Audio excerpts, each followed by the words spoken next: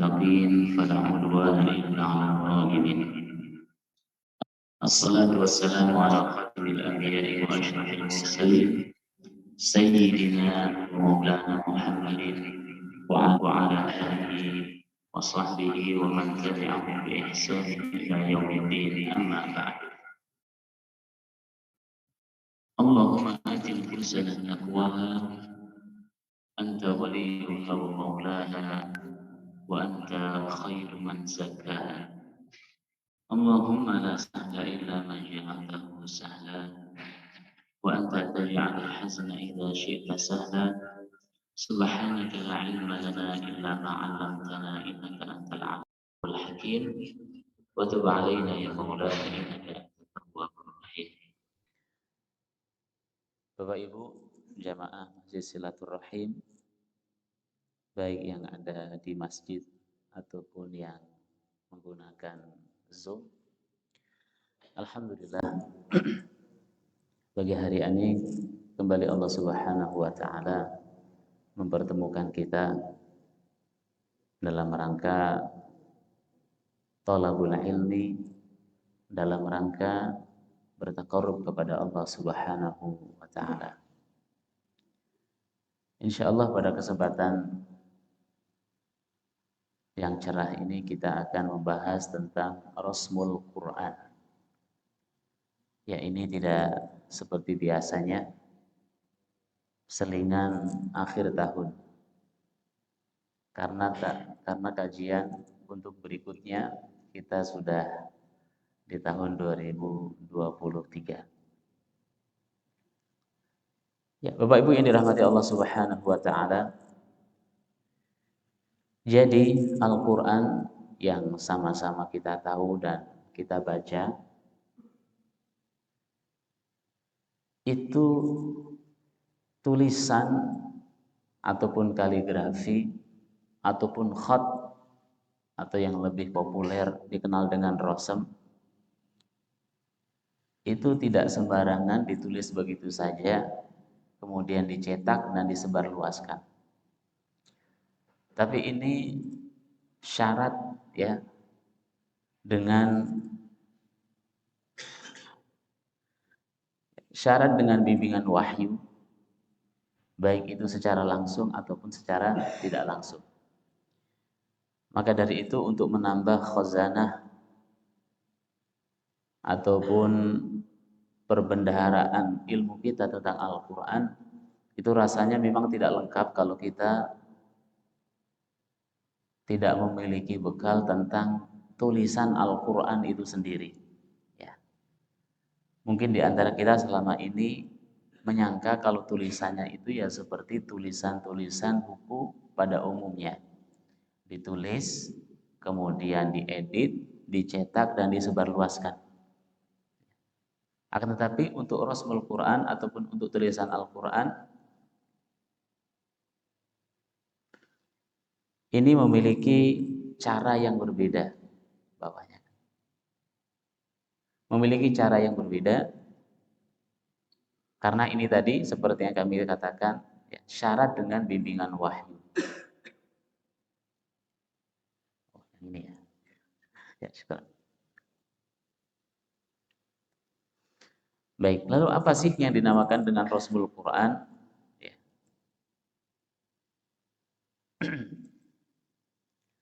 Dari berbagai sumber bahwasanya Rasmul Quran atau yang lebih dikenal dengan Ar-Rasm Al-Utsmani lil Mushaf, penulisan Mushaf Utsmani adalah suatu metode khusus dalam penulisan Al-Quran yang ditempuh oleh Zaid bin Sabit bersama 3 orang Quraisy, yaitu para sahabat ya, generasi awal, yang kemudian itu mendapatkan persetujuan oleh khalifah yang ketiga, Utsman bin Affan radhiyallahu anhu.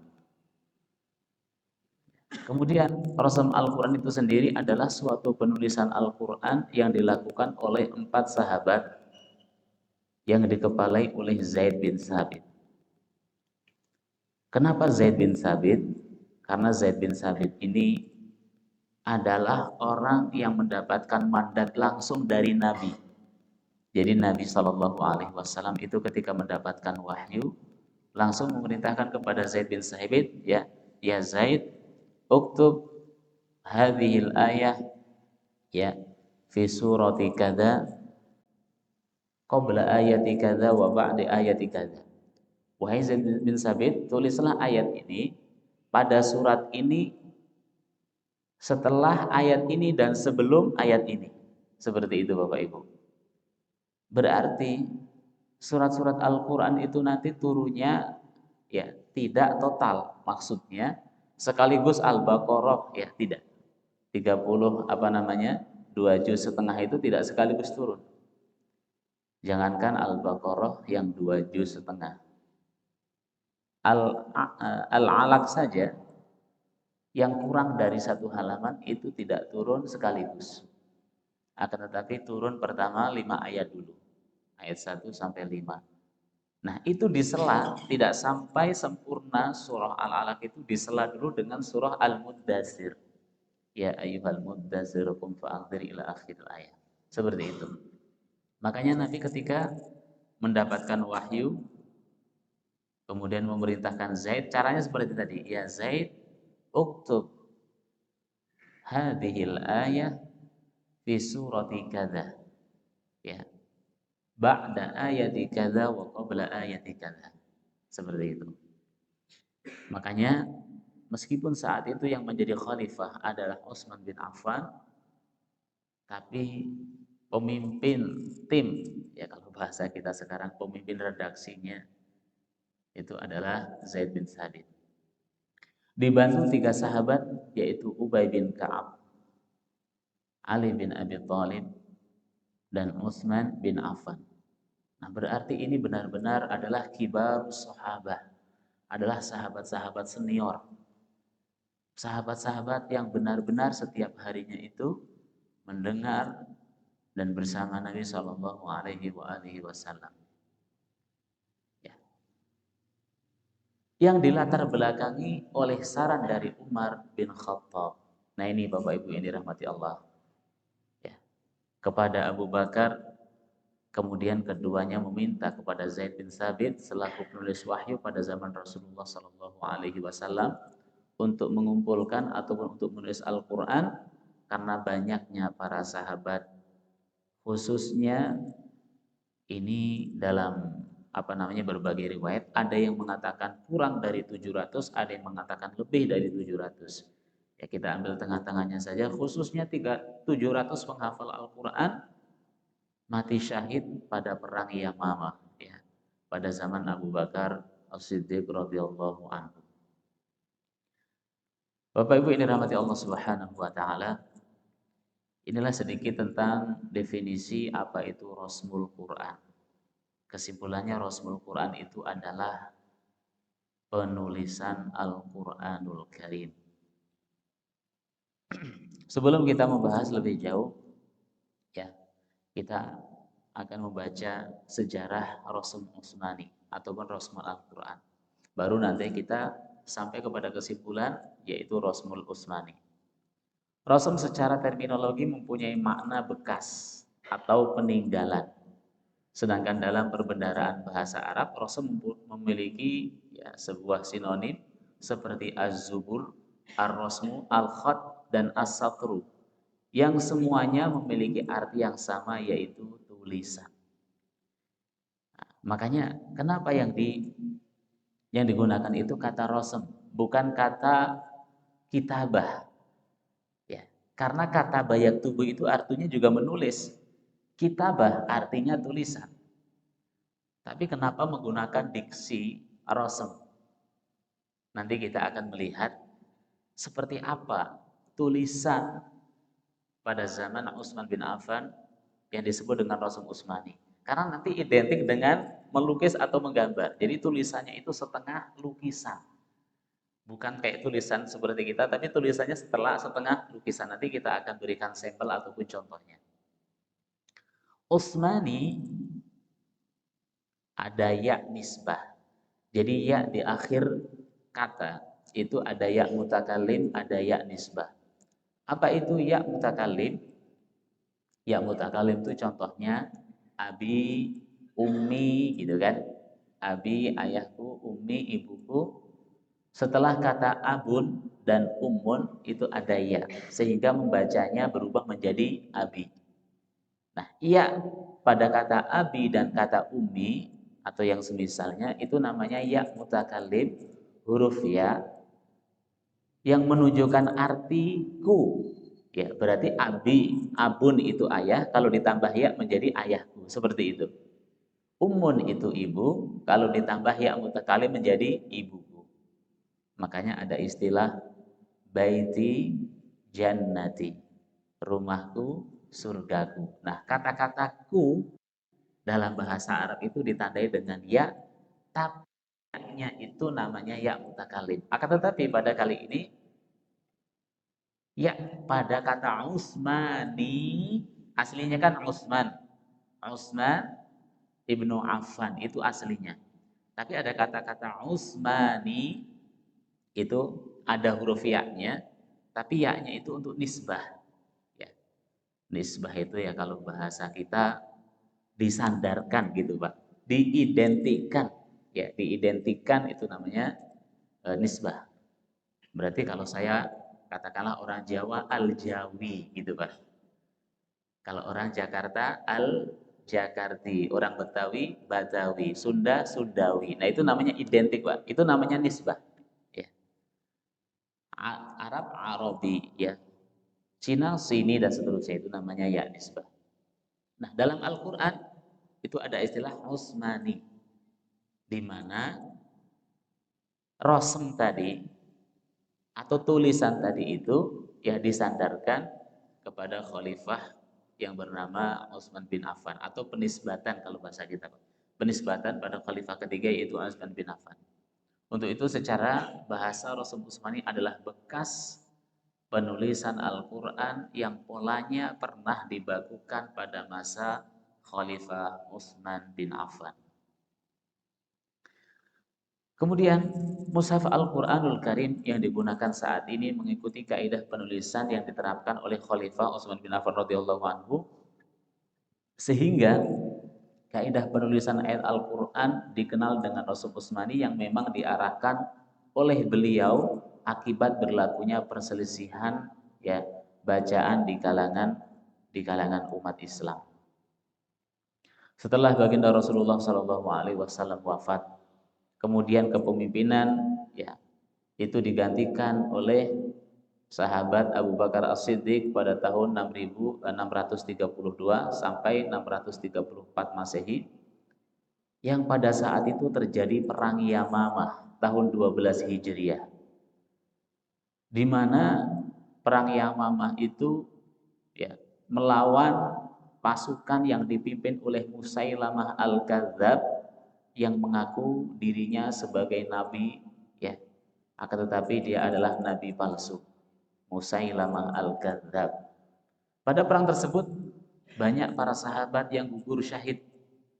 Dalam satu riwayat mencapai 70 orang. Riwayat lain 500.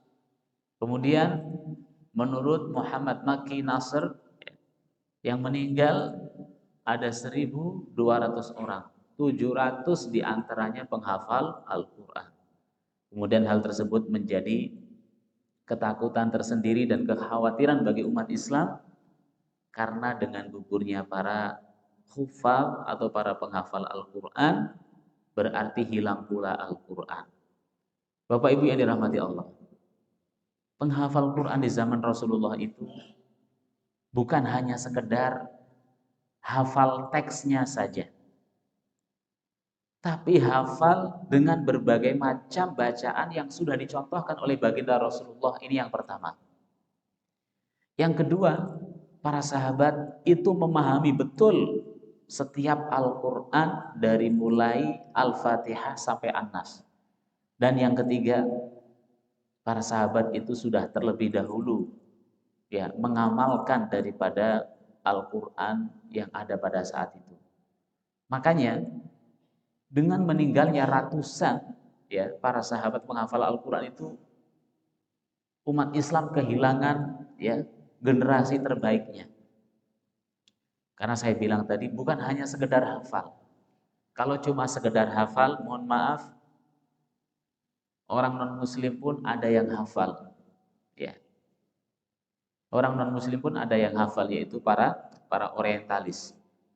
Nah, maka dari itu dikhawatirkan nanti mukjizat itu, ya, pengemban amanahnya ataupun yang memikulnya di dunia ini, ya, dikhawatirkan habis. Sehingga khawatir Al-Quran tidak terpelihara dengan baik di dunia. Kalau di akhirat jangan ditanya, Pak, karena Al-Quran itu sudah diamankan oleh Allah Subhanahu wa taala kepada di sebuah tempat yang bernama Lauh Mahfuz, ya. Itu terdapat dalam surah Al-Buruj. Wa Qur'anun Majidun fi Lauhin Mahfuz. Akhir dalam surah Al-Buruj bahwa keaslian daripada Al-Quran itu sendiri sudah dijaga oleh Allah Subhanahu wa taala di langit, yaitu di Lauh Mahfuz. Nah, kalau di dunia di mana? Kalau di dunia di antaranya yaitu pada penghafal. Makanya khawatir kalau penghafal itu nanti berguguran, ya, Al-Quran keamanannya itu tidak terjamin. Melihat banyaknya para penghafal yang gugur, timbullah pemikiran Umar bin Khattab untuk mengusulkan kepada Abu Bakar agar mengumpulkan Al-Quran atau yang disebut dengan Jam'ul Quran. Kenapa yang diusulkan Umar saat itu tidak langsung tulisan, Pak, tapi al-jam'u? Karena penulis wahyu itu bukan hanya satu, Pak. Penulis wahyu itu lebih daripada satu, ditulis dengan alat yang berbeda-beda. Ada yang menggunakan pelepah, ada yang menggunakan lempengan batu, ada yang menggunakan kulit, ya, dan seterusnya. Sehingga itu perlu, ya, dikodifikasi ataupun perlu dibukukan. Seperti itu. Kemudian, ya, kita harus paham betul. Jadi yang menjadi inisiator terhadap, meskipun Umar itu yang mengusulkan, ya, Umar bin Khattab itu adalah yang menjadi penggerak daripada Jam'ul Quran. Tapi inisiatif itu diawali oleh seorang sahabat yang bernama Hudzaifah bin Al-Yamani. Nah, ini perlu kita ingat, Bapak Ibu yang dirahmati Allah. Beliau itu memiliki jasa besar. Jadi beliau inilah yang pertama kali memiliki inisiatif dan ide supaya Al-Quran itu dikodifikasi ataupun dibukukan. Ya, ini berangkat daripada keresahan dan kegelisahan beliau terhadap banyaknya penduduk yang mengkafirkan. Nah, kalau tadi itu gara-gara banyak wafat yang meninggal akibat perang Yamamah. Nah, ini lain lagi ceritanya, Pak. Banyaknya penduduk yang mengkafirkan satu sama lain karena perbedaan bacaan mereka. Ternyata tidak aneh, Bapak Ibu yang dirahmati Allah, kalau sekarang ada kelompok-kelompok yang mudah sekali mengkafirkan dan menyesatkan. Ternyata, ya, pemikiran ekstrim kanan tersebut itu sudah ada sejak zaman dahulu, ya. Jadi ketika dirasa tulisannya berbeda, itu tidak segan-segan mengatakan Qur'annya salah tapi langsung kafir. Sebetulnya ini berangkat daripada ghirah ataupun semangat di dalam menjaga Al-Quran, tapi ghirahnya itu kelewatan dan kebablasan. Jadi terlalu semangatnya, Bapak Ibu yang dirahmati Allah, ya, terlalu mengagungkannya dan terlalu menjaga daripada Al-Quran, sehingga muncul perasaan-perasaan yang berlebihan, yaitu apabila Quran sahabat yang satu dengan yang lainnya itu tidak sama, itu rentan terjadi saling mengkafirkan, ya. Meskipun dalam tim penyusunan mushaf ini Hudzaifah tidak termasuk di dalamnya. Jadi karena memang dari sisi kualitas, memang Hudzaifah bin Al-Yamani ini masih di bawah daripada sahabat-sahabat yang tersebut di atas. Tapi beliaulah yang memiliki inisiatif ya ataupun ide di dalam jam'ul ataupun kodifikasi Al-Qur'an. Karena kita taunya ya kalau enggak sahabat-sahabat penulis wahyu, Umar bin Khattab, ya Utsman bin Affan dan lain sebagainya. Tapi perlu kita ketahui yang memiliki ide mahal tersebut adalah Hudzaifah bin Al-Yamani. Lalu bagaimana metodenya? Bapak Ibu yang dirahmati Allah, sekarang ini cetakan Al-Quran berbagai macam, ya. Bahkan masing-masing yayasan itu bila perlu memiliki jasa di dalam mencetak Al-Quran itu tersendiri dan menyebarluaskan. Namun di sana ternyata ada kaidah-kaidah secara umum yang harus kita pahami terhadap penulisan Al-Quran itu tersendiri, ya.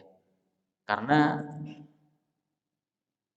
banyak ya yang tersebar di kalangan kita itu sebetulnya ada kaidah-kaidah yang tidak resmi ataupun yang tidak murni, bukan tidak resmi Pak, yang tidak murni sebagaimana yang sudah ditetapkan oleh Khalifah Utsman bin Affan itu tersendiri. Makanya nanti di belakang ataupun di akhir kita akan mengetengahkan dan membahas apakah rosem ini sifatnya tauqifi dan baku sehingga nggak boleh beda, harus wajib sama atau masih boleh berbeda ya.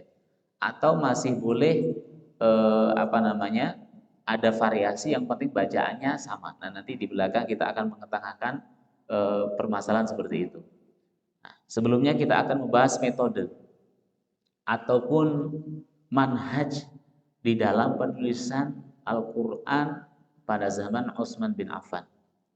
Dasar yang dipakai oleh Utsman bin Affan pada tahun 644 sampai 655 ya. Ini maksudnya adalah masa kekhilafahannya Pak ya. Dalam penulisan kali ini sebagai berikut. Pertama, menuliskan bacaan yang benar-benar telah diajarkan Nabi kepada para sahabat. Selama tidak terjadi nasakh, penghapusan ayat, sampai pada penyampaian terakhirnya. Nah, berarti sebelum ditulis katakanlah surat Al-Fatihah, sebelum ditulis surat Al-Fatihah, ayat 1 sampai 7, itu benar-benar bunyinya disepakati dulu. Bayangin Bapak Ibu yang dirahmati Allah. Jadi tidak asal langsung tulis, disepakati dulu. Mengingat saat itu nanti kita akan tahu. Ternyata hanya sekitar 5 sampai 7 eksemplar saja, Pak. Bayangin. Makanya nggak bisa sembarangan nulis karena itu nanti akan menghabiskan energi dan material untuk penulisan Al-Quran. Jadi sebelum ditulis Bismillahirrahmanirrahim atau Bismillahirrahmanirrahim, itu para sahabat yang benar-benar menyimak, ya, mendengar serta talaki Al-Quran kepada Rasulullah 30 juz itu, mereka sepakat, ya seperti itu bunyinya, barulah ditulis. Ya. Ini kaidah pertama. Kaidah yang kedua, apabila ada penulisan yang tidak dapat disatukan dalam satu tulisan, maka tulisan tersebut dipencar pada beberapa mushaf, namun bila perbedaan tersebut masih bisa ditolerir dalam satu bentuk tulisan, maka akan ditulis pada seluruh mushaf. Contoh kata Maliki tanpa alif dan pakai alif. Makanya Pak, Maliki, kata Maliki pada surat Al-Fatihah dan pada surat An-Nas itu beda.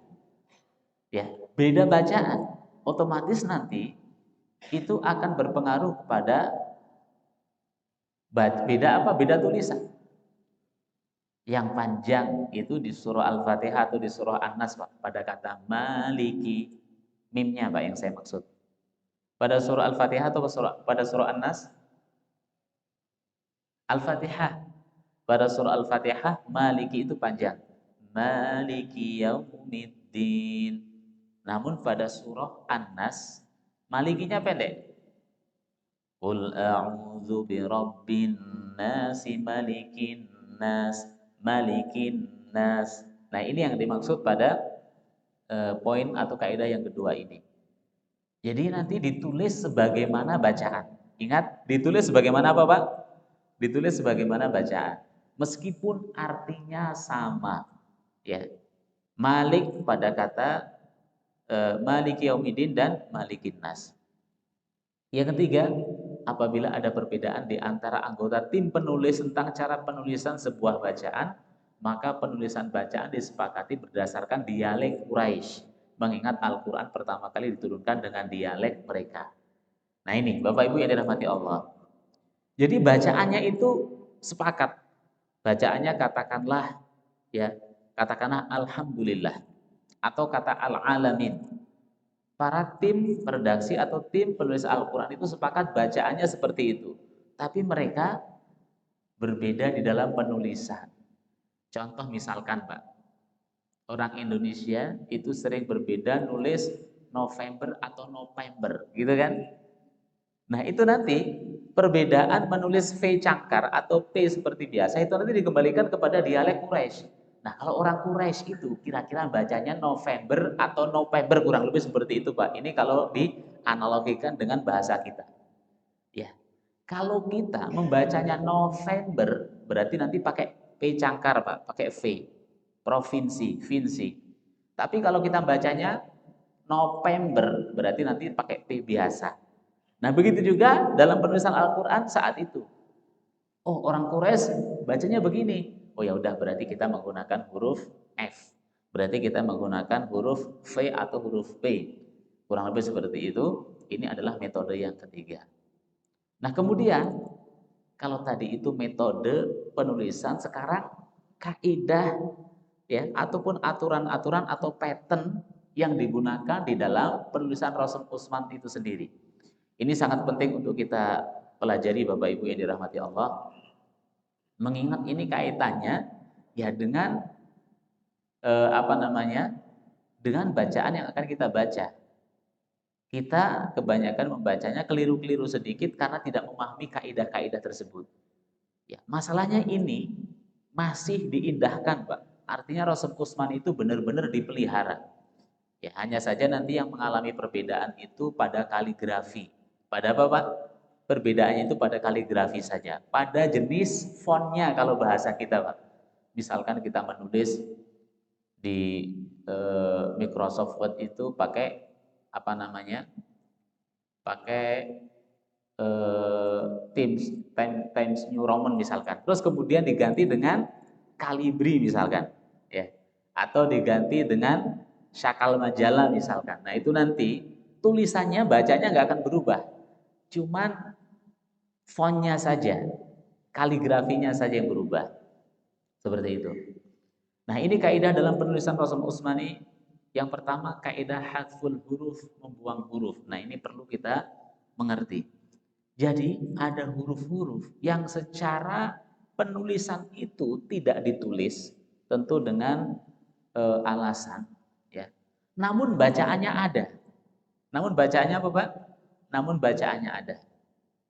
Yang pertama yang disebut dengan hadful isyarah, membuang huruf dengan tujuan menunjukkan adanya huruf lain. Adanya pembuangan huruf alif itu agar dua bacaan menjadi satu kata. Contoh kata Maliki Yaumiddin. Ma itu kalau Rasul Utsmani ya, Rasul Utsmani tidak menggunakan huruf alif di sini, Pak. Ya, mohon maaf. Tapi secara bacaan panjang. Bacanya bukan Maliki Yaumiddin, tapi apa? Maliki Yaumiddin. Nah, kemudian nanti akan dikasih isyarat. Nanti akan dikasih isyarat kalau sudah dikasih harokat. Nah, ini namanya hasbul isyarah, menunjukkan adanya huruf lain. Aslinya ma-nya itu panjang. Ini masalahnya bukan satu-satunya, Pak. Ini hanya sekedar sampel. Hampir setiap halaman itu ada seperti ini. Yang kedua, hadful ikhtisar. Membuang huruf dengan tujuan meringkas tulisan. Jadi supaya tulisannya itu lebih simpel, ya, lebih kelihatan rapi. Akhirnya cara menulisnya itu sedikit disingkat. Kalau bahasa kitanya itu disingkat, Pak. Seperti membuang alif pada setiap jamak mudzakkar salim, atau semisalnya jika huruf setelah alif bukanlah hamzah atau tasdid. Contoh kata mukminat, solihin, ya, alamin. Di sini ada huruf-huruf yang dibuang. Ya, adik-adik ada yang tahu mukminat huruf yang dibuang pada huruf apa? Solihin dan alamin. Mukminat yang dibuang huruf alif setelah nun di sini, Mbak. Ini sebetulnya bacanya mukminat, tapi tulisannya mukminat. Ya. Di sini tulisannya solihin, tapi sebetulnya solihin sebetulnya. Alamin itu tulisannya. Namun di sana ada huruf yang dibuang untuk sekedar peringkas, yaitu huruf alif alamin. Gitu. Nah nanti dalam Quran yang sudah ada syakal ataupun ada harokatnya, huruf-huruf yang dibuang nanti itu dijadikan sebagai tanda baca. Dikasih tanda, Pak. Mukminat nanti di sini dikasih alif kecil pada huruf nunnya. Solihin di atas sodnya ada alif kecil.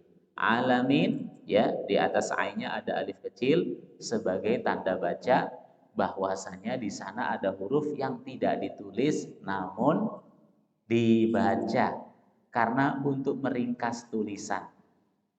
Yang ketiga, hadfu iqtisar, membuang alif yang tidak ada kaitannya dengan bacaan atau qiraat lain.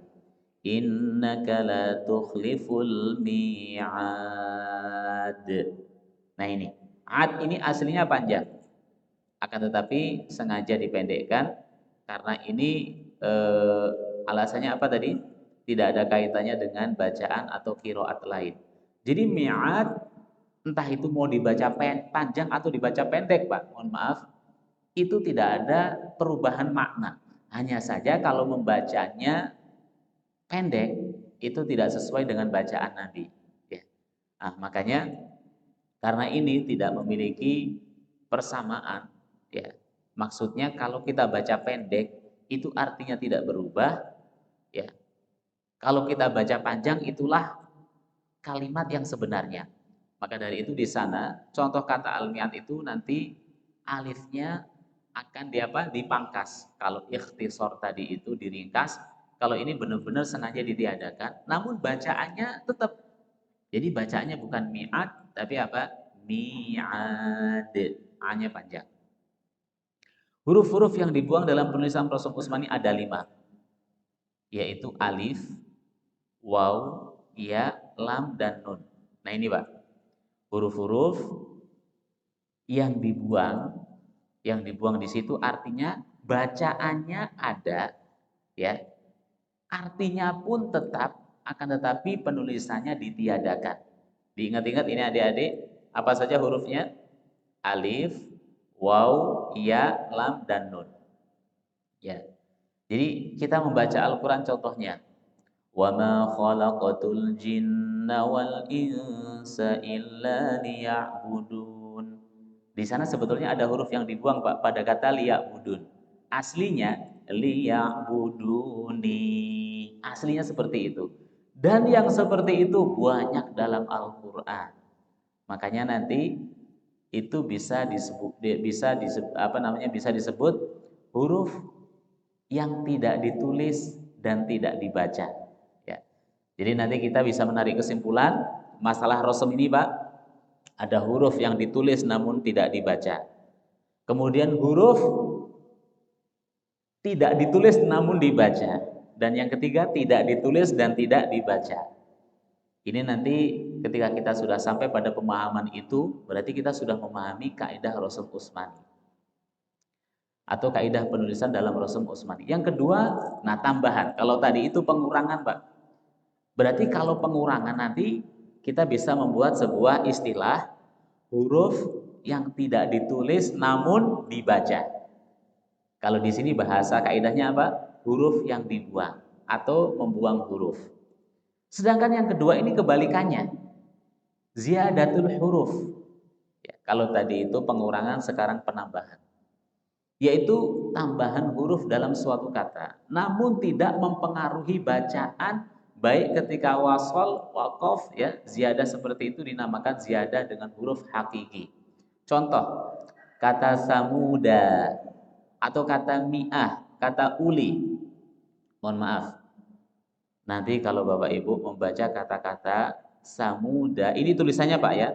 Jangan dibaca samuda. Salah. Karena alifnya itu tambahan yang tidak dibaca, hanya sekedar tambahan saja, Pak. Wallahu a'lam. Ya. Wallahu a'lam apa rahasia di balik penambahan huruf yang dia itu tidak dibaca dan tidak memiliki arti. Ya. Bukan berarti saat itu wah mungkin lalai. Jangan sampai kita mengatakan seperti itu. Tentu itu ada rahasianya, Pak. Karena saya tadi bilang, penulisan Al-Qur'an itu tidak terlepas dari bimbingan wahyu. Jadi bukan hanya sekedar nulis-nulis semata. Ya. Jadi nanti kalau membaca samuda, jangan dipanjangkan Pak. Cukup diwakafkan pada huruf dal. Samud, yaitu kaum Samud, bukan kaum Samuda. Ya. Yang kedua kata mi'ah. Mi'ah itu artinya 100. Ya. Tulisan mi'ah, ternyata mimnya itu ada alifnya. Tentu ini, bagi yang tidak memahami kaidah-kaidah Rasul Usmani akan bingung bacanya. Karena biasanya kalau ada huruf tambahannya alif Pak, itu bacanya bukan kasroh juga bukan dhammah. Berarti bacanya apa? Bacanya fathah. Ya. Tapi ternyata bacanya mi'ah. Ya ini kembali kepada kaidah. Tambahan ini sama sekali tidak berpengaruh kepada bacaan, tidak berpengaruh kepada makna. Contoh lain kata tulisannya uli. Tulisannya apa? Uli. Di sini ada wawu. Wawunya ini murni ziyadah, tambahan yang tidak boleh dibaca dan tidak memiliki arti. Sehingga bacaannya pun uli. Jadi nanti jangan dibaca uli seperti itu. Tapi bacanya apa? Uli. Selain itu ada ziyadah ghairu hakiki. Ziyadah namun huruf tambahannya itu tidak asli, yaitu apabila tambahan huruf mempengaruhi pada bacaan ketika wakaf. Ketika wakaf seluruh imam qiraat membacanya dengan isbat alif. Contoh kepada kata ana. Ya. Ana, nah ini Bapak Ibu yang dirahmati Allah, kita membaca panjang pendeknya itu berbeda ketika wasol dan wakaf. Wasol itu maksudnya kalau kita membaca ananya itu nyambung dengan kalimat berikutnya, maka meskipun di sini ada alif, itu tidak boleh dibaca la ilaha illa ana fa'budni. Nah itu contoh ketika ana dibaca wasol nggak boleh panjang. Itu bacaan yang salah tadi Pak. Ana fa'budni. Kalau ada huruf ana atau kalimat ana, ketika bacanya nyambung dengan kalimat setelahnya, ini harus dibaca pendek. La ilaha illa ana fa'budni. Tapi kalau wakaf, nah ini seperti kata ulama, tapi kalau wakaf dibaca panjang. La ilaha illa ana. Ana. Beda wakaf, beda berhenti, beda lanjut. Padahal tulisannya sama. Nah nanti untuk poin yang pertama ini, tambahan dengan huruf yang hakiki dan tambahan dengan huruf yang ghairu hakiki, nanti ya ulama kontemporer, ulama-ulama tajwid, ulama-ulama qiraat, ulama-ulama Al-Qur'an di masa kontemporer ini membuat sebuah simbol atau tanda baca, Pak. Untuk yang atas ini dari kata samuda, dari kata samud, mi'ah, uli, nanti akan ada tanda sifrun mustadir. Diingat-ingat ini adik-adik, nanti akan ada pertanyaan. Apa itu sifrun mustadir? Bulat bundar. Bulat apa? Bulat bundar. Apa artinya? Tidak dibaca sama sekali. Ya. Yaitu kata-kata samud, mi'ah atau uli. Sedangkan ana, nanti di sini ada juga tanda bacanya, yaitu bulat lonjong. Bulat apa? Bulat lonjong. Karena tadi memiliki perbedaan. Kalau sifrun mustadir, bulat bundar pada kata samud, mi'ah, uli, itu tidak dibaca sama sekali, baik itu ketika berhenti atau ketika lanjut. Tapi kalau untuk sifrun mustatil atau yang bulat panjang, lonjong, itu antara wasol dan wakof beda. Kalau wasol dibaca pendek, kalau wakof dibaca panjang. Nah, ini namanya ziyadatul huruf. Kaidah penambahan huruf pada Rasm Utsmani. Ada yang dibaca dan ada yang tidak dibaca. Huruf yang ditambahkan dalam kaidah ini ada alif, ada ya, dan ada wawu. Berarti cuma 3. Kalau tadi diingat untuk pengurangan huruf ada 5. Sedangkan untuk penambahan huruf cuma ada 3. Ya. Bedanya di wawu dan nun. Di lam dan nun, mohon maaf. Nah, ini contohnya Bapak Ibu yang dirahmati Allah. Ya, belum contohnya. Ini masih kaidah penulisan yang keempat. Yang berikutnya hamzah. Ya. Yang ketiga hamzah atau penulisan hamzah. Ada 4 pola penulisan hamzah dalam Rasm Utsmani. Ya. Terkadang ditulis menggunakan alif, terkadang ditulis dengan menggunakan huruf wawu, terkadang ditulis dalam huruf ya, dan terkadang ditulis pisah atau hasbus sirah. Nah, ini kata awal yu'minun malaikah bainal mar'i. Nah, dulu ya, Al-Qur'an yang tersebar di Indonesia itu tidak menggunakan kaidah ini Bapak Ibu yang dirahmati Allah. Makanya nanti di belakang akan kami bacakan sedikit tentang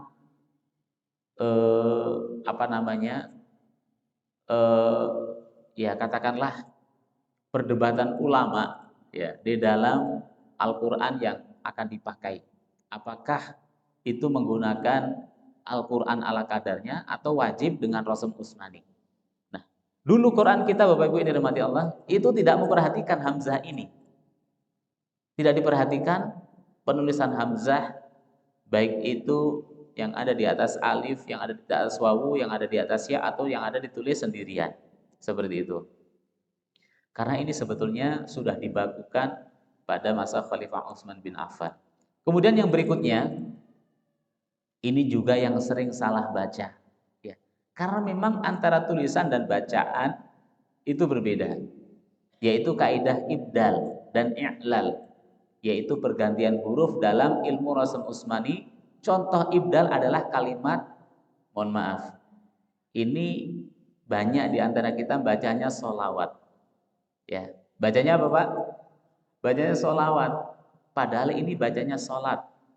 Kita baca sholawat itu mungkin alasannya karena ada huruf wawu di sini. Ya, ada huruf wawu di sini. Tapi sebetulnya ini bacanya bukan sholawat, tapi sholat. Wawunya ini hanya sekedar ibdal. Hanya sekedar apa? Sekedar ibdal. Ibdal itu artinya perubahan struktur kalimat. Ini kaidah ilmu shorof ya. Karena dari kata sholat itu aslinya wawunya itu Bapak Ibu lamnya ya. Lamnya itu bukan lam asli, tapi itu sebetulnya adalah huruf ya. Shalla yusolli. Nah, contoh penulisan i'lal atau ibdal yaitu pada kata saro. Ini sebagai contoh saro. Saro itu sebetulnya ya-nya ini dalam bentuk alif, Pak. Saro ini aslinya sayaro, ya. Da'a aslinya da'awa. Kita tahu dari mana? Kita tahu ketika kata kerjanya itu berubah dari fi'il madhi menjadi fi'il mudhari. Yasiru. Nah, berarti saro ini aslinya ya-nya huruf alif ini. Huruf alif ini aslinya ya. Da'a huruf alif ini aslinya apa? Waw. Tahu dari mana? Kalau sudah berubah menjadi kata kerja yang saat ini atau kata kerja mudhari. Saro menjadi yasiru, da'a menjadi yad'u. Karena kalau tidak ada ibdal, nanti bacanya saro yasaru, da'a yada'a. Ini kalau tidak ada ibdal, Pak. Ibdal itu artinya hurufnya jadi berubah, Pak. Yang tadinya alif menjadi apa? Menjadi ya. Yang tadinya alif menjadi waw. Itu namanya ibdal. Ya. Nah, ini kaidah yang juga diperhatikan dalam Rasm Utsmani. Makanya nanti kita akan banyak temui pada kata-kata solawat, pada kata-kata zakawat, pada kata-kata hayawat, dan seterusnya. Yang berikutnya, itu fasal dan wasal. Kaidah yang kelima ini sebenarnya berasal dari dua kaidah, yaitu kaidah al-fasal pemisahan kata dan kaidah al-wasal penyambungan kata. Ya, anla nanti bisa disambung menjadi Allah. Minma bisa disambung menjadi apa? Mimma. Ya. Annama nanti juga bisa disambung anman bisa disambung amman. Ya, ini sekedar tambahan saja bahwasanya kadang-kadang ada huruf yang ditulisnya itu terpisah, kadang-kadang ada huruf yang ditulisnya apa? Yang ditulisnya nyambung. Contoh, ini yang anma ini, Pak. Ini karena ini populer pada surah An-Naba. Amma yatasaalun itu aslinya amma. Aslinya apa, Pak? An dan ma. Terus kemudian disambung menjadi amma, seperti itu. Dan itu banyak sekali dalam Al-Qur'an.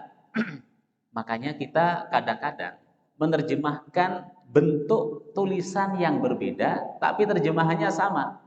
Yaitu tadi, ya, amma sama amma. Bacanya pun beda, Pak. Ya. Tulisannya apa? Amma. Akan tetapi nanti ditulis menjadi amma. Ya.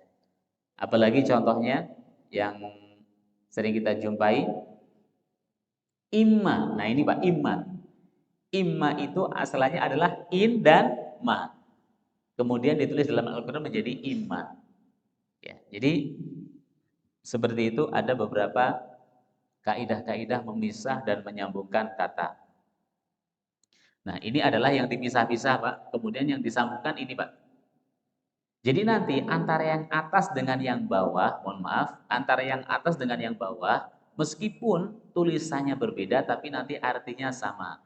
Ya, saya ambil contoh misalkan kata, eh, nah ini Pak, mohon maaf, ini yang saya contohkan tadi, amma. Amma yang tulisannya seperti ini dengan amma yang tulisannya seperti ini artinya sama. Hanya saja ini menggunakan kaidah fasal. Fasal itu pemisahan, Pak. Makanya kalau kita membaca undang-undang ada namanya pasal. Pasal itu artinya pemisahan. Ya, pemisahan antara yang pertama dengan yang kedua. Yang ini namanya al-wasl. Yang tadi penulisannya dipisah, yang ini penulisannya disambung. Tapi artinya tidak berubah. Artinya huwa-huwa, artinya sama saja. Baik. Terus kemudian kaidah yang keenam, kalimat yang memiliki dua macam bacaan yang kemudian ditulis salah satunya selama tidak tergolong qiraat syadzah. Bapak Ibu yang dirahmati Allah, ini ada kaidah penulisan yukhadi'un sama yahda'un. Ada tulisan yukadzibun sama yakdzibun. Ya. Memiliki, ya, mempunyai dua bacaan yang kemudian ditulis salah satunya selama tidak tergolong qiraat syadzah. Jadi tulisan yukhadi'un dan tulisan yahda'un itu bisa seperti ini, bisa seperti ini. Tulisan yukadzibun bisa seperti ini, bisa seperti ini. Ya. Tapi nanti Utsman bin Affan itu menulis salah satunya saja, yaitu menulis yang ini, Pak. Yukhadi'un itu memakai kha yang pendek, yukadzibun memakai kaf yang pendek. Ya. Namun nanti di sana akan ada tanda baca. Di sini yukhadi'un, di atas kha-nya akan ada alif, yukadzibun di atas kafnya akan ada alif.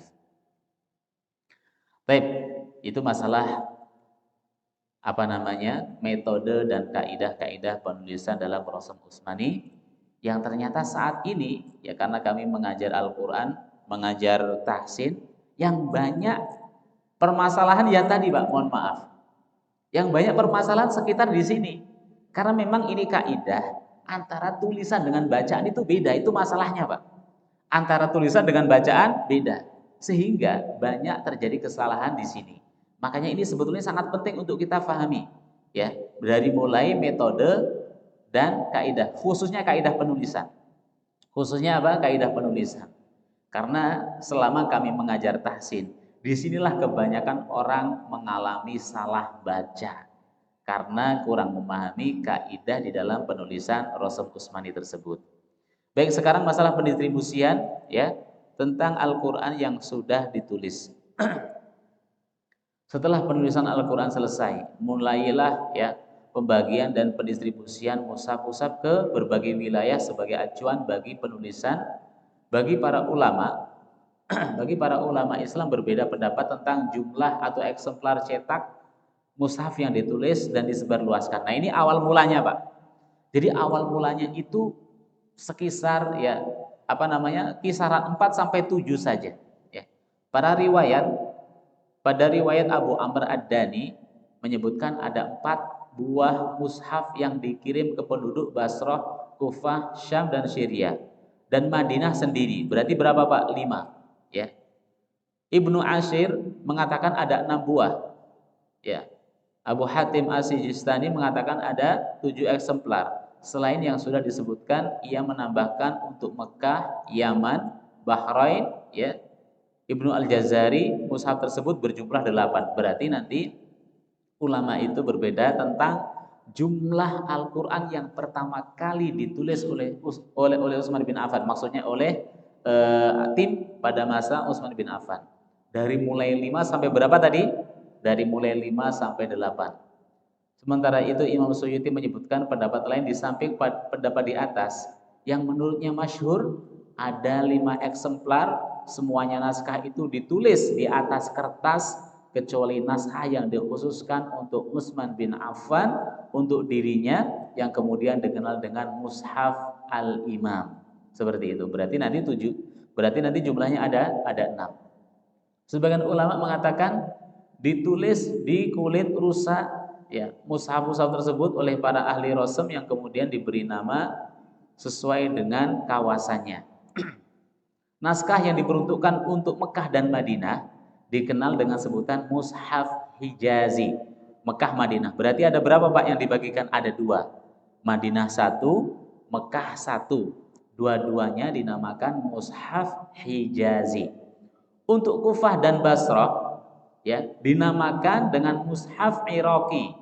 Berarti sudah berapa? 4. Basrah yang ketiga, ya Kufah yang ketiga, Basrah yang keempat. Dinamakan Mushaf Iraqi. Dan untuk Syam ya dengan sebutan Mushaf Syami. Berarti ada 5. Tapi mohon maaf, nanti bukan berarti orang itu yang ada di Madinah bacanya cuma Al-Qur'an ini saja, enggak, Pak. Maksudnya itu hanya sebagai acuan. Kalau mau diperbanyak harus seperti itu gitu loh, Pak, maksudnya. Berarti nanti setelah didistribusikan ke Syam, nanti di daerah Syam itu ya di sana juga akan diperbanyak, Pak. Wallahu a'lam, saat itu tentu masih manual ya, masih tulisan tangan. Nanti di Syam ya. Syam itu sekarang meliputi apa saja, Pak? Syam itu sekarang ya meliputi Syria, Mesir, Lebanon, ya termasuk Irak, termasuk mana itu? Jadi ada sekitar 5, Pak, ada sekitar 5 negara Syam itu. Nah, nanti di Syam itu bukan berarti orang di seluruh penduduk Syam itu hanya baca Quran itu saja, enggak. Nanti di sana diperbanyak. Yang penting harus copy paste dalam tulisannya yang sudah disahkan oleh Khalifah Utsman bin Affan. Seperti itu. Akan tetapi penulisan pada mushaf tersebut tidak adanya harokat. Nah ini, Pak, masih benar-benar gundul. Tanda titik pada huruf yang membedakan huruf satu sama lain pun juga tidak ada. Khat yang digunakan pun yaitu khat kufi. Nah ini perlu kita pelajari, Pak. Kadang-kadang kita itu hanya sekedar baca, tapi kita kadang tidak mikir. Apakah benar dulu Utsman tuh nulisnya begini, katakanlah seperti itu, Pak. Kadang-kadang kita cuma sekedar membaca, akhirnya ya mohon maaf, ketika kita sudah megang Quran itu chemistry-nya nggak dapat, Pak. Karena kita relatif sekedar membaca dan membuka kayak buku-buku biasanya. Ya. Saya itu alhamdulillah sejak kecil, Pak, sejak saya SD itu kalau megang Al-Qur'an, saya itu nggak puas, Pak, kalau nggak melihat. Kadang-kadang saya itu mikir, loh kok wawunya berbeda ya? Di sini ekornya panjang, di sini ekornya kok lebih pendek. Berarti ini bukan cetakan pabrik. Jadi saya dari kecil tuh sudah mikir seperti itu, Pak. Saya baca kadang-kadang siapa ini sekretarisnya gitu kan, bendaharanya, anggotanya, ya, dan ulama-ulama yang yang ada di dalam lajnah tersebut. Itu dari kecil saya punya kegemaran seperti itu, berbeda dengan membaca buku-buku yang lain. Seharusnya seperti itu, karena itu tulisannya bukan sekedar tulisan biasa, tapi tulisan yang dasarnya itu ada tuntunan wahyu dari Allah Subhanahu wa taala. Baru ketika tahun 70, tepatnya 69 Hijriah, itu ada seorang ahli bahasa yang bernama Abul Aswad Ad-Du'ali. Nah, ini harus kenal, Pak. Kita seringkali mengenal ulama-ulama Eropa, ya, mengenal ulama-ulama Barat, tapi ulama-ulama kita sendiri kadang-kadang kita kurang kenal. Saya yakin saat ini semua orang itu kenal yang namanya Lionel Messi atau Cristiano Ronaldo, apalagi Piala Dunia. Tapi kalau ditanya siapa yang pertama kali ngasih harokat, harokat Al-Quran, karena itu jasanya luar biasa, Bapak Ibu yang dirahmati Allah. Kita nggak pernah berpikir kadang-kadang seperti itu. Ya, sekarang orang sedunia tahu siapa Messi, siapa Ronaldo, bayangin Pak.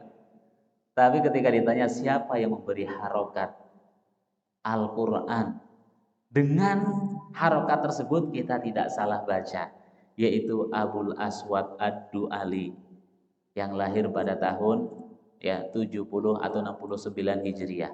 Yang pertama kali menciptakan syakal atau harokat. Namun unik, harokatnya bukan fathah kasroh, Pak. Jadi kalau bacaannya fathah nanti dikasih titik di huruf tersebut. Contoh, kata apa, Pak? Kata nahnu misalkan, atau yang populer masjid lah.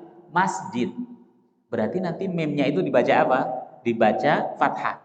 Nanti di atas mim itu dikasih tanda titik supaya orang bacanya ma. Itu maksudnya, Pak. Ya. Jadi awal mula harokat itu bukan garis-garis atau ada ukirannya, tapi titik yang kemudian nanti disempurnakan. Ya. Nah, pertama kali yang menemukan yang memberi harokat itu adalah Abul Aswad Ad-Du'ali. Namun hanya berupa titik. Kalau bacanya kasroh berarti nanti titiknya di bawah, Pak. Masjid berarti nanti jimnya itu dikasih titik, bukan berarti huruf jim itu ada titiknya, enggak, tapi maksudnya dibaca kasroh. Ya. Yang kemudian disempurnakan oleh Khalil bin Ahmad Al-Farahidi yang lahir pada tahun 1170. Nah, nanti tanda harokatnya dirubah, Pak. Yang titik itu untuk membedakan mana ba, mana ta, mana sa, mana na. Batasana itu kan semuanya pakai titik. Mana fa, mana ko. Kemudian mana sa dan mana sya, mana so dan mana do.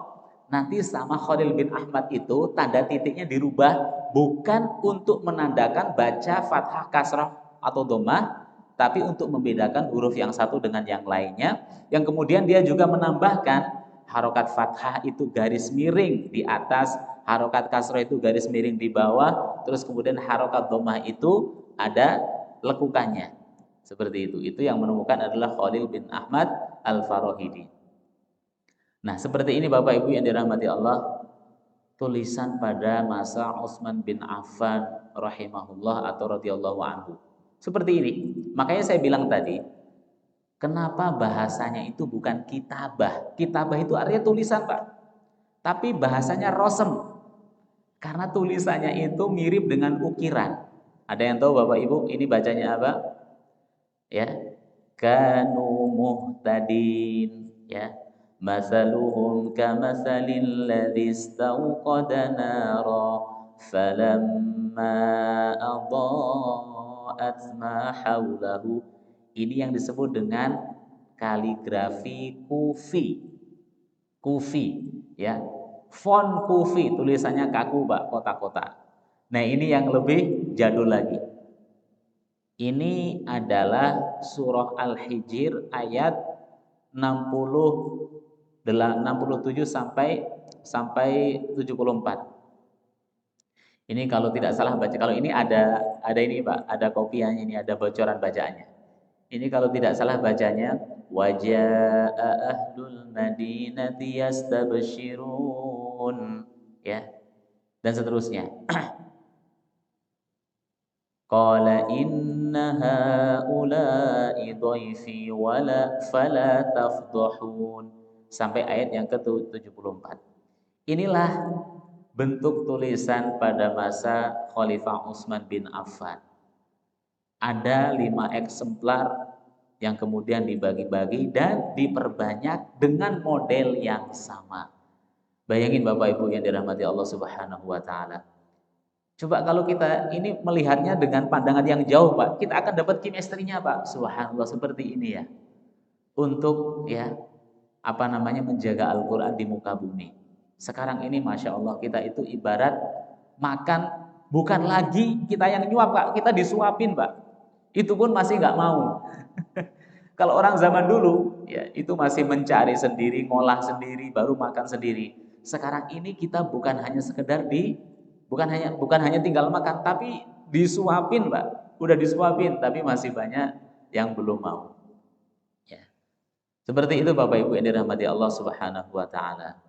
Nah, sekarang kita sampai ke pembahasan kalau memang Rasm Utsmani itu seperti ini wujud aslinya, yang kemudian nanti dimodifikasi. Nah, kalau sekarang mohon maaf adik-adik, Quran yang ada di tangan kita itu menggunakan font apa? Ayo, harus tahu ya. Kita sudah belajar ya bahasa macam-macam gitu kan, istilah komputer macam-macam. Masa istilah tulisan Al-Qur'an yang kita baca nggak tahu? Ya, harus tahu. Coba kaligrafi yang saat ini apa? Kalau ini kan namanya kaligrafi kufi atau font kufi. Nah, sekarang yang kita baca itu loh, namanya font apa? Itu namanya font naskhi. Font apa? Font naskhi. Kaligrafi naskhi. Kenapa kok dirubah? Apakah itu tidak merubah keaslian daripada Rasm Utsman? Tidak. Itu tidak merubah keaslian. Karena saya bilang tadi, tulisan bahasa Indonesia menggunakan Times New Roman diganti dengan apa tadi misalkan? Diganti dengan Sakal Majalah misalkan. Bacaannya nggak berubah, hanya saja modelnya saja yang berubah. Karena ini bukan tanpa alasan. Sekarang ini Bapak Ibu, saya pribadi kalau baca kaligrafi kufi itu agak sedikit mikir. Alasannya simpel, karena nggak terbiasa. Yang terbiasa kita itu menggunakan naskhi. Berarti alasan dirubahnya font dari kufi menjadi naskhi, pertama ditulis lebih mudah, dilihat lebih indah, dan dibaca juga lebih enak. Ditulis lebih gampang, dilihat lebih indah, dan dibaca lebih indah, dan dibaca lebih mudah. Itu alasannya, Pak. Makanya rata-rata bahasa Arab sekarang itu rata-rata menggunakan kaligrafi atau font naskhi. Ya alasannya tadi, lebih mudah ditulis, lebih indah dibaca, dan lebih mudah juga untuk dibaca. Ya, seperti itu. Jadi itu alasan kenapa dirubah dari mulai kufi menjadi naskhi. Nah sekarang, apakah Al-Quran dengan standar Utsmani itu sifatnya tauqifi? Maksud tauqifi itu baku, Pak. Kita nggak boleh beristihad kecuali harus seperti itu. Kalau bahasa kita tauqifi itu pokoknya, Pak. Pokoknya harus begitu, atau masih boleh kita itu beristihad ya, atau menggunakan metode selain itu. Nah, ulama berbeda pendapat. Ada yang mengatakan bahwa Rasm Utsmani itu tauqifi. Ini singkat-singkat saja ya, poin-poinnya saja. Ya, nanti akan kami share saja di grup supaya untuk dibaca karena ini terlalu panjang. Jadi inilah ulama-ulama yang mengatakan pokoknya gitu Pak kalau istilah kita. Tulisan Al-Qur'an harus sesuai dengan yang sudah ditulis oleh Utsman bin Affan. Yang disebut dengan Rasm. Nah, nanti kita kembali lagi ke pemahaman Rasm. Ingat Bapak Ibu, Rasm itu kerangkanya, Pak, bukan harokatnya. Ingat, Rasm itu apa? Kerangkanya. Adapun harokatnya itu berbeda lagi. Kalau harokatnya justru sangat boleh, Pak. Karena kalau tidak ada harokat, jangankan yang tidak hafal, yang hafal saja kadang-kadang masih keder, Pak. Jangankan yang tidak hafal, yang hafal saja kadang-kadang masih keder. Saya kalau suruh baca ini, Pak, Itu hanya bisa beberapa kata saja. Itu tadi. Ini saya kira-kira saja, Pak, karena memang saya sudah hafal nih. Wajaa ahlul madinati yastabsyirun, ya, qala inna haula'i dhaifi fala taftahun. Untuk kesini-sininya, Pak, saya sudah bingung nih. Harus mikir dulu. Ya. Makanya untuk rosemnya itu tauqifi, tapi kalau untuk tanda bacanya itu sangat-sangat boleh istihadi atau boleh kita itu kreatif berikan tanda baca supaya bacanya tidak salah. Ya. Namun ulama yang kedua mengatakan bahwa yang berpegang ulama yang kedua mengatakan rosem itu boleh bukan tauqifi. Artinya apa? Ditulis tidak sebagaimana tulisannya Utsman bin Affan, yang penting bacaannya sama gitu aja, Pak. Ya contohnya tadi dalam penulisan sholat. Dalam penulisan sholat, tadi kalau standar Utsman bin Affan itu pakai wawu atau tidak, Pak? Pakai wawu. Ya. Kata sholat berdasarkan Rosem Utsmani itu harus pakai wawu. Sholat, zakat, hayat itu harus pakai wawu. Nah, maksudnya begini, kalaupun kita menulisnya tidak sama persis dengan tulisan Utsman bin Affan, yang penting bacanya tidak berubah. Ya, kalau bacanya tidak berubah, otomatis artinya juga tidak berubah. Itu tidak mengapa. Nah, ini pendapat yang kedua. Pendapat yang ketiga, Rasem Utsmani itu di sisi lain tauqifi, di sisi lain ijtihadi. Nah, ini unik. Ya, alasannya apa? Harus hukumnya untuk menulis Al-Quran dengan penulisan bahasa Arab terkini bagi masyarakat awam, maksudnya supaya bisa baca.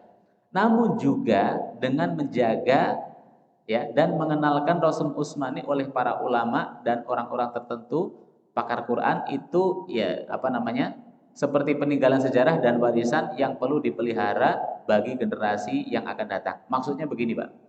Kok sebagian tauqifis, sebagian istihadi itu bagaimana? Tauqifi itu maksudnya ya, jangan sampai apa namanya tulisan Utsman bin Affan itu dirubah total, dirubah total.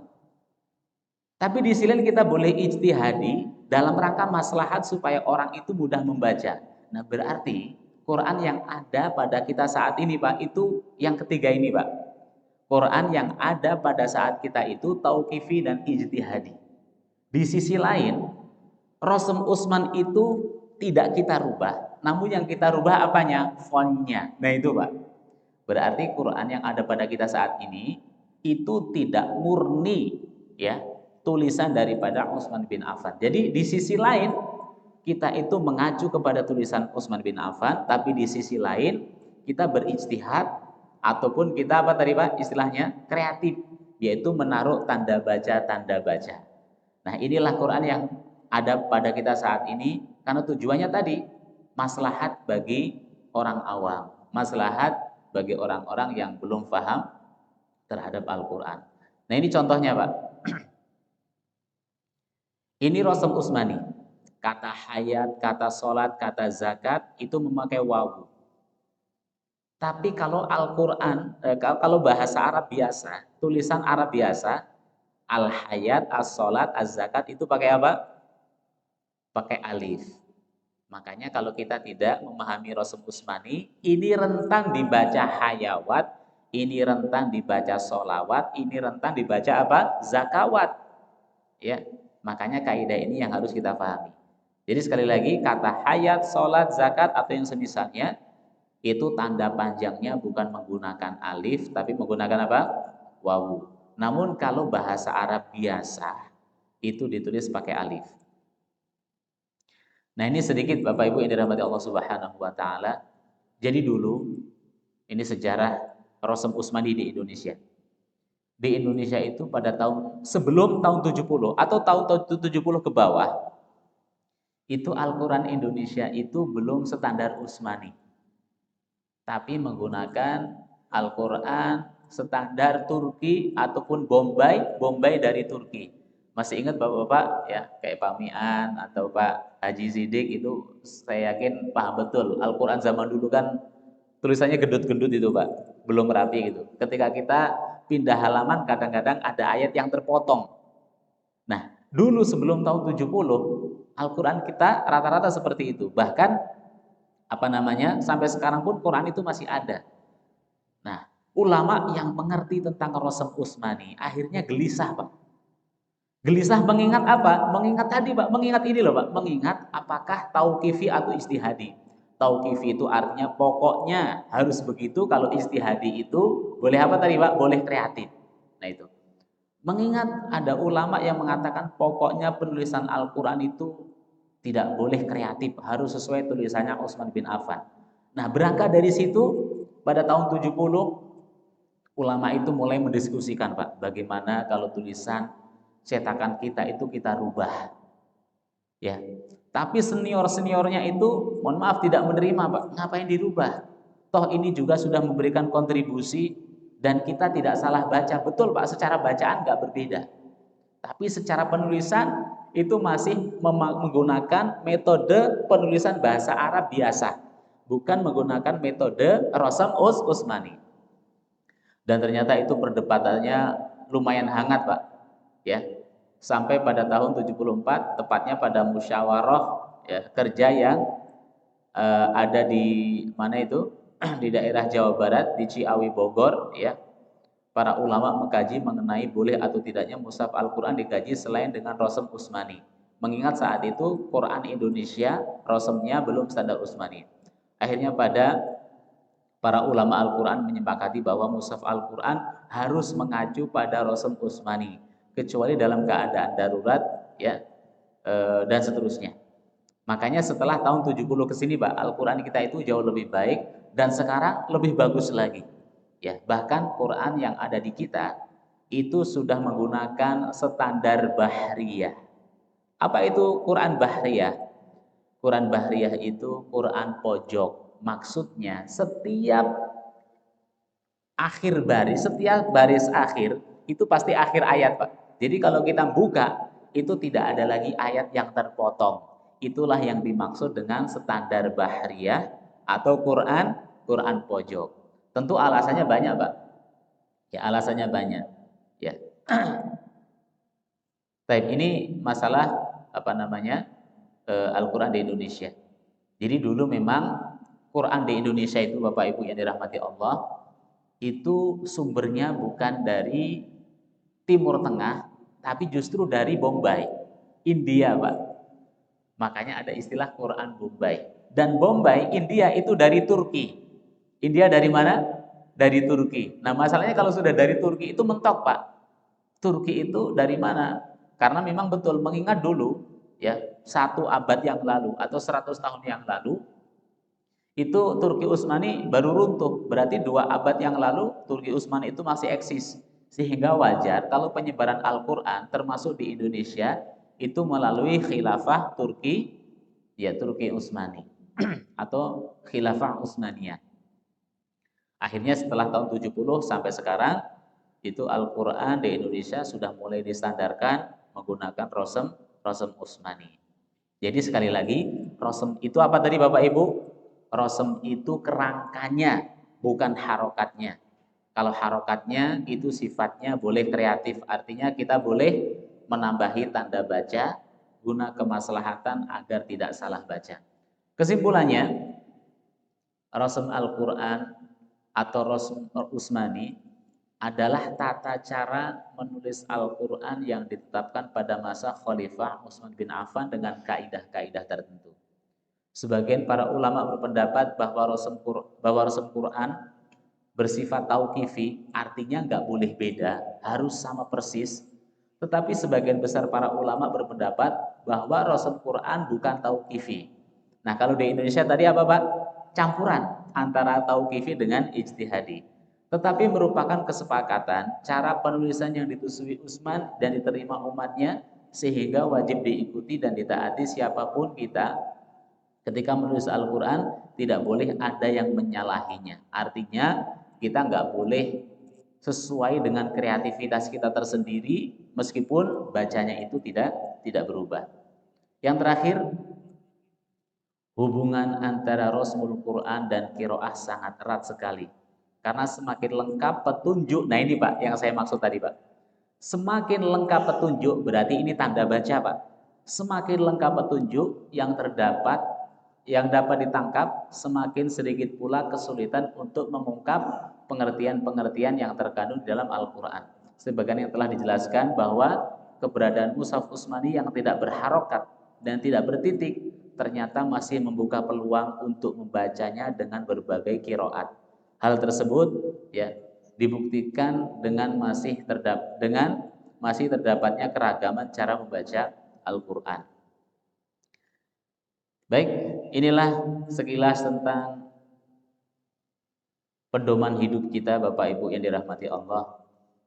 Jadi kita flashback ya, kita mundur jauh ke belakang agar semangat untuk membaca, mengkaji, mempelajari serta mengamalkan Al-Quran itu tumbuh lagi, Pak. Ya. Karena kalau kita mulai dari bawah, mulai dari akarnya itu biasanya akan lebih kuat dan lebih sempurna dibanding ujuk-ujuk. Apa itu ujuk-ujuk?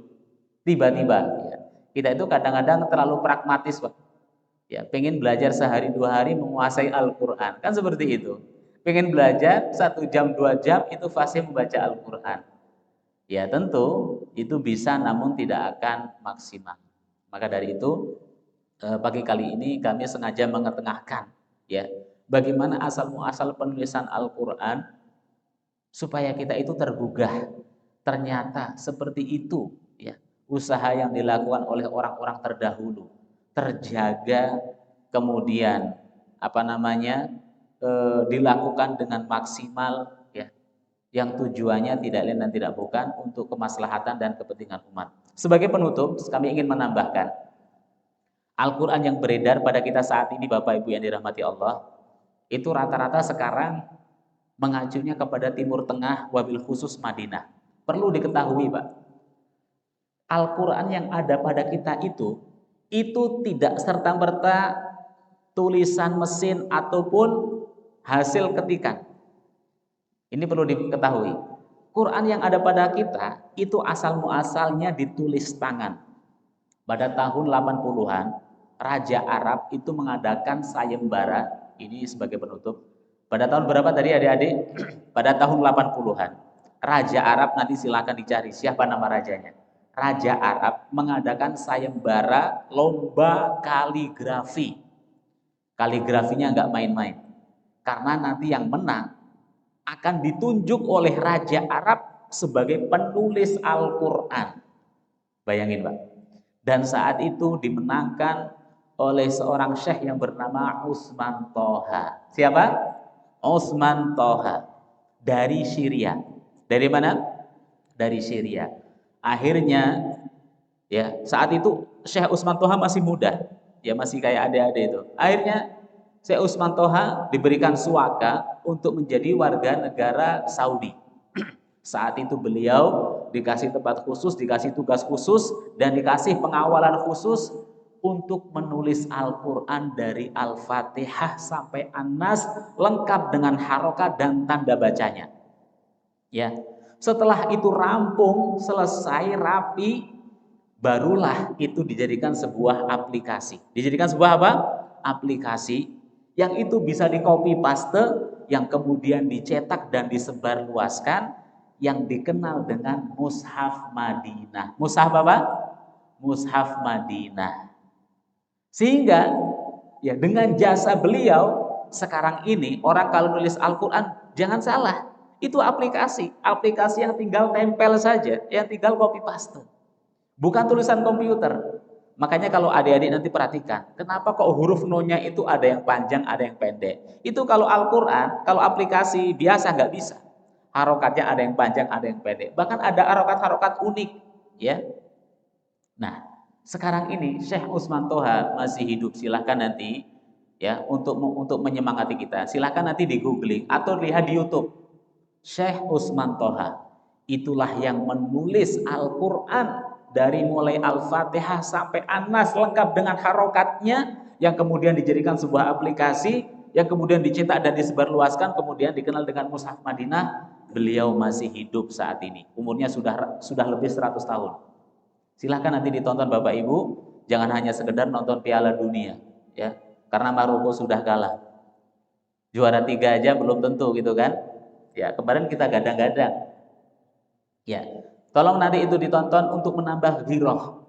Inilah sosok ulama yang menulis Al-Quran 30 juz yang dimana kita setiap hari membacanya.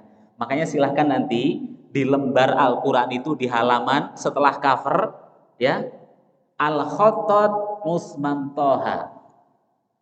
Penulis Al-Quran ini adalah Usman Toha. Silahkan nanti dibaca. Nah, yang seperti itu yang saya maksudkan Bapak Ibu yang dirahmati Allah. Kita itu detail terhadap yang seperti itu. Kadang-kadang kita untuk urusan-urusan yang lain, Masya Allah detailnya luar biasa. Yang seperti itu kurang detail. Akhirnya apa? Ya chemistry untuk mengamalkan dan mendapatkan Al-Quran itu ya agak sedikit susah. Sehingga apa? Banyak alasan. Ini pengalaman kami ngajar Quran, Mbak. Yang paling banyak alasan di dunia ini dua, yaitu orang yang belajar bahasa Arab dan belajar Al-Quran. Ya, paling banyak alasan di dunia itu Pak. Ya, selama hidup kami. Mudah-mudahan karena memang itu uzur syar'i, ya. Karena memang ada keperluan dan ada lain hal sehingga ada uzur untuk belajar lebih mendalam lagi. Nah, itulah sekilas tentang Rasmul Quran. Tentu ini hanya sekedar casingnya, Pak. Yang saya sampaikan itu baru casingnya, tapi mudah-mudahan maksudnya tersampaikan agar kita itu lebih gigih, lebih semangat lagi di dalam mempelajari Al-Quran yang tinggal menyuap, tidak perlu lagi mencari-cari dan seterusnya. Mudah-mudahan ada manfaatnya, kurang lebihnya mohon maaf dan kami ucapkan jazakumullahu ahsanal jaza atas segala partisipasi dan kehadirannya baik yang ada di masjid ataupun yang lewat Zoom. Karena waktunya sudah sedikit lewat ya. Kalau ada pertanyaan nanti bisa di lain kesempatan atau by WA ya atau lewat chatting. Kita akhiri dengan membaca doa kafaratul majlis. Subhanakallahumma wa bihamdika asyhadu an la ilaha illa anta astaghfiruka wa atubu ilaik. Wal afu minkum. Wassalamualaikum warahmatullahi wabarakatuh.